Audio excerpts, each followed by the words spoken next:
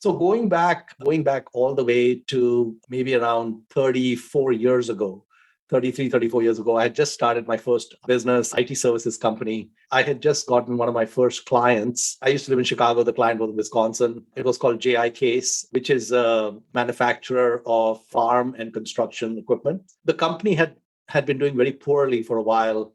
They'd been losing money for a while. So they were very tight-fisted in all the amounts they were willing to pay and the negotiations and all, because they were just kind of scrambling on their end.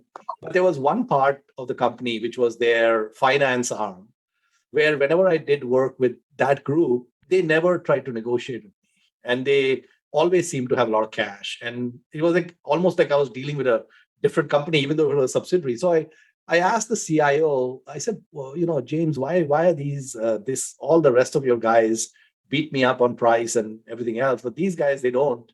He said, oh, they have a lot of money. And the rest of us don't, but they have a lot of money. So it prompted me to look into why is it that the finance arm of Case was doing so well when the equipment arm was doing so poorly. And what I discovered is that captive finance companies, like if you have Ford Motor Company and there's Ford Credit or Toyota and Toyota Credit and that sort of thing, where they are, kind of financing their own vehicles, etc. Those businesses are extremely good businesses. And normally, lending is not such a good business. In fact, I've had a lot of permanent wipeouts and losses in the investing in levered financial institutions. And actually, I don't invest in them anymore because I think I'm very bad at them. But captive finance arms are very different. And the reason they're different is, so if you think about, like the certified pre-owned Lexus, for example, right? You go to a Lexus dealer and, they've got the Lexus cars, but they also have the certified pre-owned. So certified pre-owned is only possible with Lexus. You can't have it with anyone else because they can give you a Lexus warranty. They can tell you we've done all the checks and inspections, and it gives a halo, the brand halo.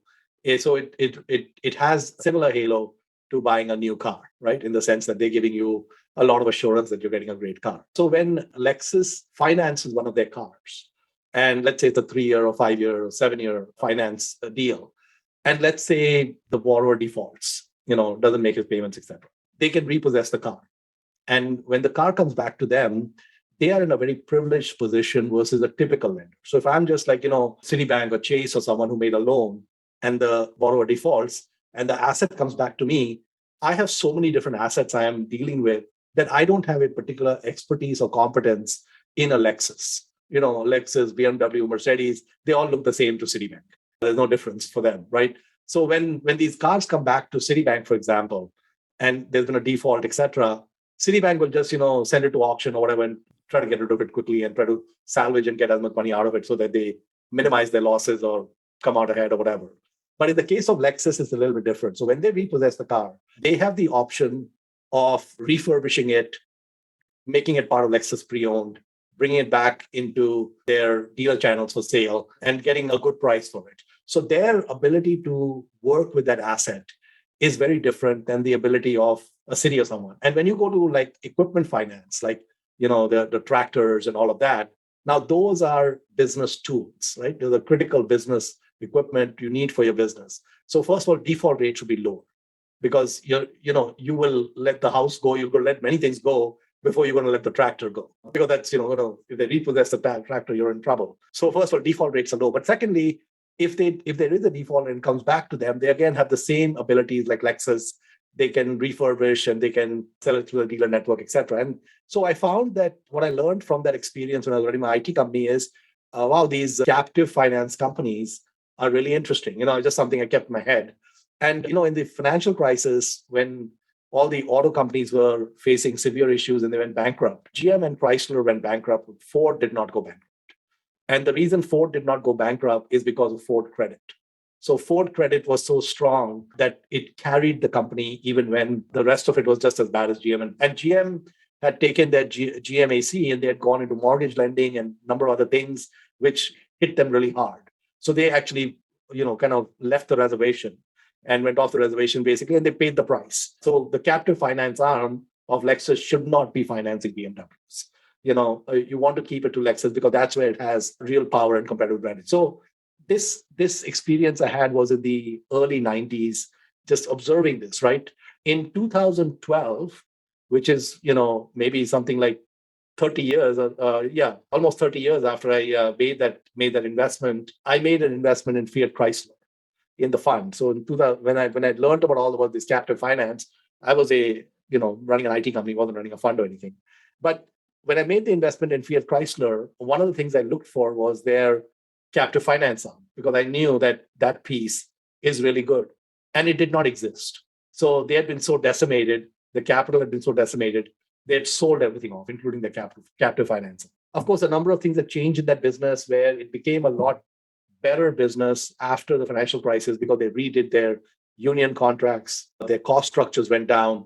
So Detroit actually went from being one of the worst places on the planet to build a car in up to 2007 to one of the best places on the planet to build a car in 2009 and beyond. It actually became very competitive. My interest in investing in Fiat Chrysler was because I think the world still thought of auto companies as terrible, high capex, unionized, subject to consumer taste, just everything you can think of that's terrible in making an investment. And what they didn't realize is that when these companies went through bankruptcy, they got cleansed. So a lot of their retirement liabilities went away, the pension liabilities went away. They went and redid their union contracts, and a number of other things came in their way. And the valuation was really off. Like, the market cap of Fiat Chrysler was $5 billion, and their annual revenues were $130 billion. So it was trading at about 4% of revenues. And so if they could right the ship and make even modest profits, I felt that they could make 5, 6, 7 billion in a single year. So basically, it'd be less than a PE of 1 against future earnings. And the other thing that was interesting to me was that, which is the main reason I made the investment, was that Sergio Marchionne was the chairman of Fiat, was the CEO of Fiat Chrysler. And I'd done a lot of work looking into Sergio, and he was just a off-the-charts exceptional leader.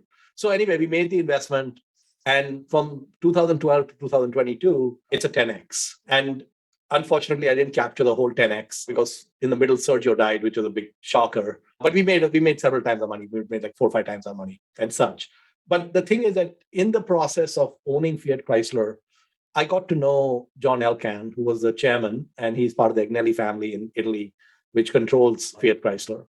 And I had many conversations with John, and I said that, the finance arm, which doesn't exist because they had a deal with Santander Bank, who was doing all the financing for them. I said the finance arm is one of the most important things to put in place. So I said, why aren't you guys putting resources behind it? Why aren't you guys, I think the answer he gave was that we just don't have the financial strength. And what I also observed is, while he was saying we didn't have the financial strength, they were pushing out very large dividends.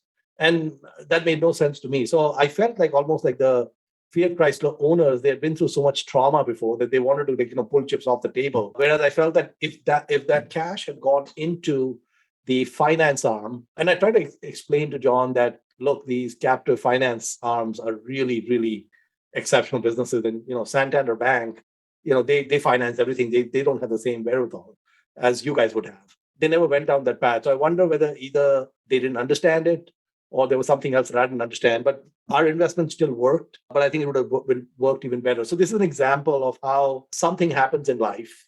You cannot connect the dots, looking forward, but you can connect them looking back. And then later something comes up, which is, way in the future, 30 years in the future.